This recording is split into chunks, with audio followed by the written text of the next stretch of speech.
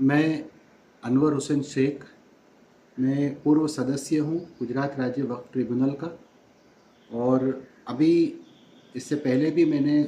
वक्फ act 1995 पे book लिखी थी। और दोबारा अभी जो आज वक्फ कानून के अंदर जो संशोधन हुआ है उस पर मेरी ये किताब आज शाया हुई है और इसके बारे में हम बात करेंगे। ये जो कानून जो बना है, जो पार्लियामेंट ने पास किया, उससे पहले जो बहुत सारी प्रोसेस हुई, जेपीसी हुई, जेपीसी के अंदर जो करोड़ों लोगों ने अपना जो इसकी जो मुखालिफत भी की और जो समर्थन भी किया। और जेपीसी के बाद पूरा रिपोर्ट पार्लियामेंट में पेश होने के बाद, पार्लियामेंट में चर्चा के बाद ये पूरा कानून पारित हुआ। उस कानून को अब जो है 8 अप्रैल 2025 से ये पूरे देश में लागू हो गया है। और ये गेजेट का जो ये था, उसके बाद हमने ये समझा कि ये पूरा कानून जो है, ये जिस तरह से लोगों ने आज एक तरफा जो उसको एक लोगों के अंदर इंतशार फैलाने के लिए जो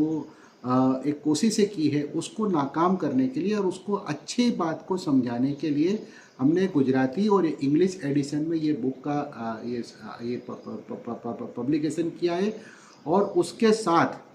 हम ये बताना चाहते हैं कि पहले अब आम लोग इसको पढ़े,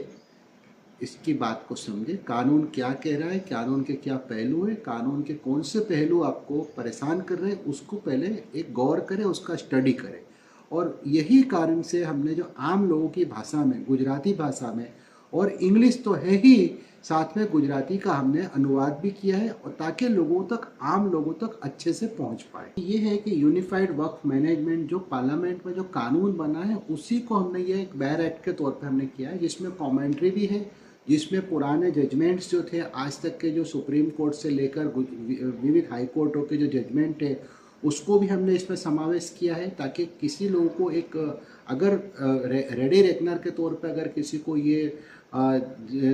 सेक्शन वाइज हमने पूरे जजमेंट जो है इनकॉर्पोरेट की है, उसकी पूरी एक हेड नोट्स बना के रखी हुई है, ताकि लोगों को एक आसानी से समझ में आ सके कि कौन से कानून के अंदर, कौन से सेक्शन के अंदर कौन सा जजमेंट इस पर लागू हो सकता है। हमने इस बुक के अंदर जो है गुजरात के अंदर 2023 में जो नियम लागू करे, वो नियमों का भी हमने समावेश किया है। इसके साथ साथ जो वक्फ कानून के पहले जो होता था कश्मीर में, जो पूरे इंडिया में लागू होते थे, लेकिन कश्मीर में ये चीज़ लागू नहीं होती थी, तो वो कश्मीर का जो रिपील एक्ट है उसको भी हमने शामिल किया है। अच्छा, इसके अंदर जो है जो लीज रूल के जो नियम है, जो कानून है, वो भी हमने इसमें इनकॉर्पोरेट किए, ताकि एक आदमी को मतलब वक्फ से, कानून से जुड़ा हुआ पूरा एक जो है एक जखीरा एक ही जगह आपको मिल जाए। ये किताब ऐसी संजोहित किताब है, हमने इसको संजोई है, इसको के हर तरह से कंपाइल करके हमने एक आदमी को एक वक्फ के अंदर क्या करना है, क्या नहीं करना है, किस तरह से होना है, किस तरह से नहीं होना है,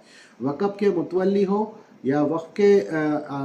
कर्मचारी हो, या कोई कोर्ट के अंदर, कोर्ट ऑफ लॉ में प्रैक्टिस करने वाला कोई एडवोकेट हो, या कोर्ट ऑफ लॉ में प्रैक्टिस करने वाले कोई जज हो, ये सारी चीज़ों को कंपाइल करके हमने सारा एक ही रैकनर रखा है, कि ताकि हर आदमी को इससे जो भी फायदा पहुंचे, वो जिसको अपने तरह से लेना हो ले सकता है। वकील वकील की तरह से लेना चाहे ले सकता है, आम आदमी एक मुतवल्ली उसकी तरह से लेना चाहे, कानून का जानकार उसकी तरह से लेना चाहे ले सकता है। हमने हर चीज़ के लिए एक बहुत मल्टी एस्पेक्ट से ये बुक को हमने बनाया हुआ है। नहीं, कानून बन गया, प्रोटेस्ट से उससे कोई फ़ायदा नहीं होता, कानून बन चुका है। कानून को चाहे आप मानो या ना मानो, ये आपकी मर्जी है, लेकिन कानून बन चुका है। अब वो कानून, ये देश का कानून है, ये पार्लियामेंट का बनाया हुआ कानून है, और कानून की आप मुखालिफत करो या मुदाहमत करो, ये कानून बन चुका है। अब ये कानून को मानना हर भारतीय का हुकूक बन गया, और उस आइन के अंदर जो बात जो लिखी गई है, सारी चीज़ें संविधानिक तौर पे जो है, अब आपको ये चीज़ लागू हो चुकी है और इसको मानना ही है।